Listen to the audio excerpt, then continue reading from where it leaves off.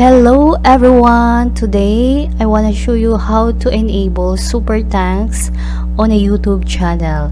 Yesterday, April 28, 2022, I checked my channel and I have noticed that it was eligible for super thanks. And now, I'm going to turn on my super thanks.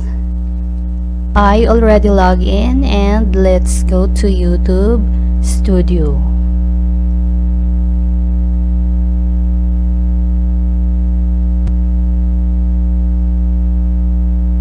So this is the channel dashboard.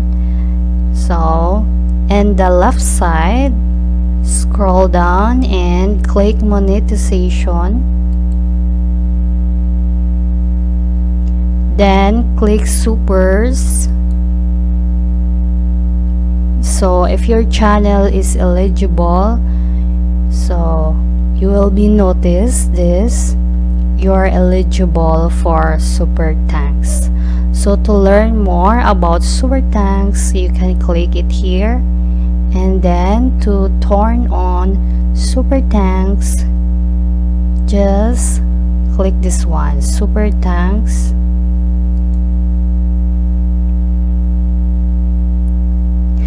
Super thanks is now enabled.